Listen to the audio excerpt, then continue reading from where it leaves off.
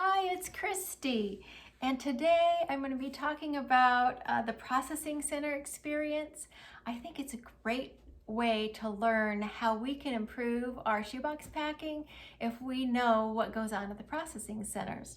So I got a lot of these experiences from the Blessings in a Shoebox group, the Facebook group. Someone started a comment about going to the processing center, and then different people put their experiences, and so it worked out perfect for me to use that for this video. I was really super interested myself to find out other people's experiences. I've done it 3 or 4 times, gone to the processing center, and each time was different. So all of us have different experiences when we go. It's a different depending on if we go at the beginning or the end of the season, and each day is going to be different. So let me share some of these with you, and hopefully we can all learn together how to make better shoe boxes.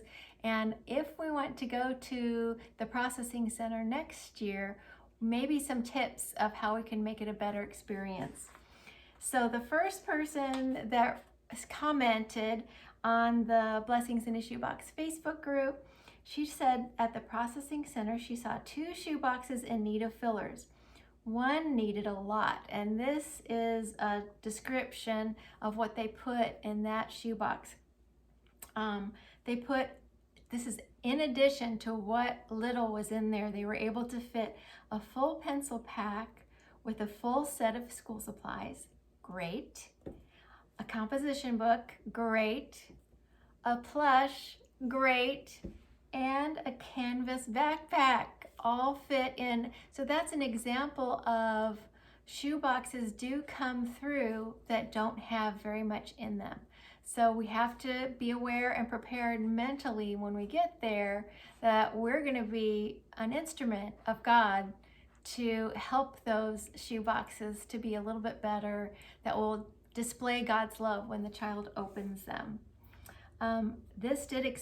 She said because of this experience of going to the processing center, she is making more fillers this year. And I think that happens to all of us when we go. We're really inspired to make fillers.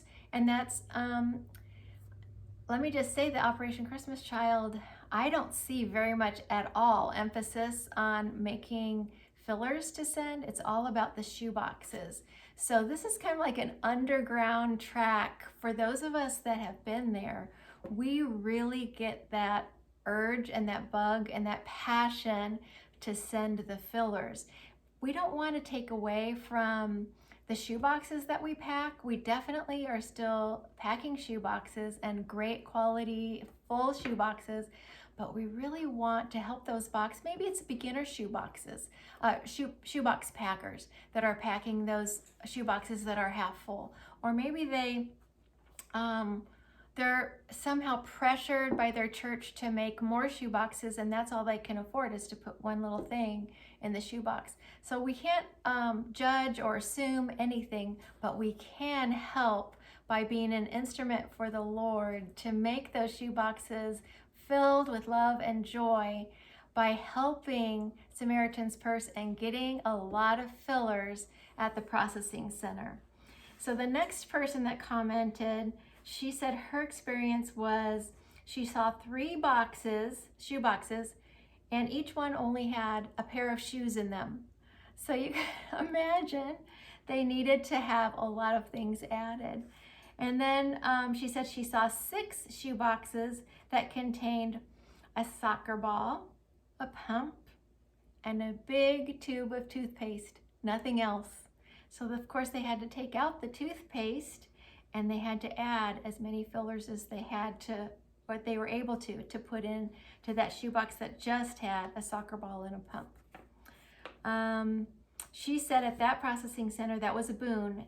They had really nice fillers for in general for them when she was there, but they didn't have pencil pouches, and that was my desire when I was there too, to have paper and pencil pouches. Almost no shoe boxes that I looked at too at Boone had paper or pencil pouches, and I was asking for that just like she was. And I did get some too. I was very happy about that. So the next one is someone, she said she was at the Charlotte processing center, and she also had a shoebox come through with one pair of shoes. So it's a misunderstanding that's happening there, and hopefully that can get cleared up just by continuing to talk about it. Then, we also need to, I made a note here that we need to talk about how maybe people's mindset is, I'm going to spend this amount of money. This is my budget. I'm going to spend this amount of money to fill up my 5 shoe boxes or 20 shoe boxes. And instead of thinking about sending full shoe boxes and dividing their money in a way that allows their shoe boxes to be full, they are instead focusing on budgets. That could be the issue. I'm not sure. Somebody else asked, are fillers limited to 1?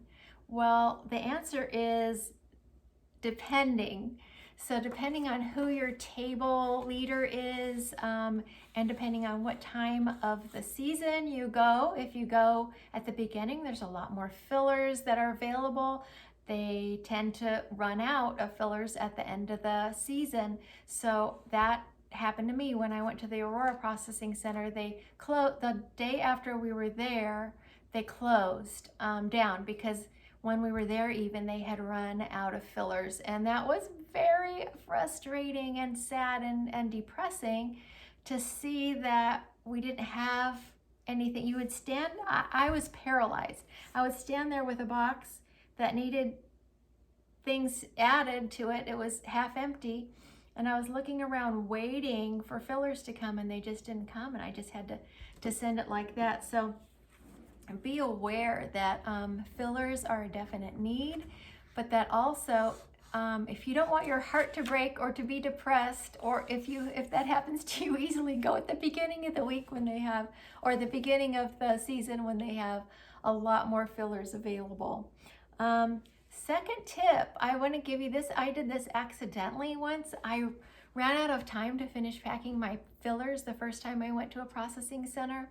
And so I was just like, oh, I'll just put these boxes of fillers in my car and bring them with me. And I drove there with the big boxes of fillers, and I brought the fillers in to the, when you go in, there was a desk there, and people, they're really safe with security.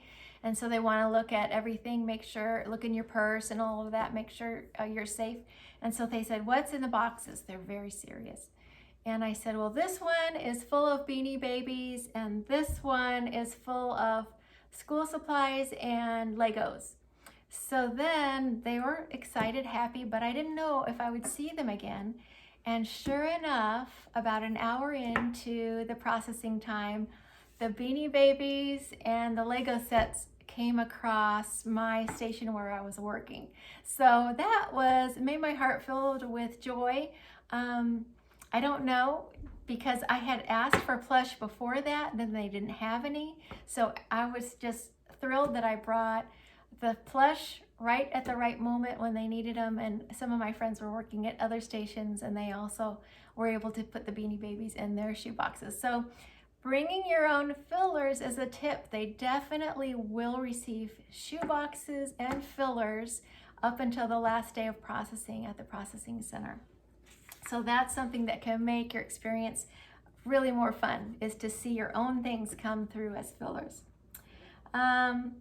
Let's see, another tip is, I want to share with you some ideas, if you're getting spurred on, of things that you can bring for or send for fillers, including wow items, plush, pencil packs, but also sets and organza bags. If you didn't see last season, it wasn't too long ago, I did some unboxing videos that Michelle sent me, a lot of different kinds of sets to make fillers. Just exciting. So you could combine some smaller things in an organza bag, and it really makes a nice addition as a filler at the processing center. If you want to do that, that would be another idea for sending fillers. Also for the water bottles, if you fill them, for fillers, you can get water bottles and fill them with school supplies. That is a really good idea. And then I wanted lastly to share with you one of the shoebox recipients that worked last year at the Atlanta Processing Center. I'm not going to mention his name because I didn't get permission, but he worked with my friend she was working at his station, and so she gave me some firsthand experience or words that he was watching like a hawk, and he wanted to make sure that no mystical items came across in the shoeboxes, because she mentioned specifically there was a jack-o'-lantern and a Halloween themed shoebox, and he said definitely do not send those because he has a background with witch doctors in his villages, and he said witch doctors will use those as charms and they hold people in fear with things like that. So do not send those mystical things that can be used by the witch doctors. So that was at the Atlanta Processing Center. I wish I could mention his name. He's one of my favorite shoebox recipients. But that was really educational for me. So watch out while sending fillers or packing your shoeboxes for anything mystical. He did not recommend sending those. So that brings me to the end of this video. Hopefully some of this will inspire you to make fillers, will inspire you to go to the processing center to work. It's really a fun place to network and to meet people that are like-minded. I love doing that and meeting new people. And you can bring your own crew, you can bring your family. It's a place really where you feel the Spirit of the Lord. There's prayer, they have everyone stop and pray together. And there's just a real sense of joy, even amidst the lack of fillers. There's still a joy knowing that the Lord can use anything in a shoebox to glorify himself and to bring the gospel to a child. So thank you for watching. God bless you, and bye for now.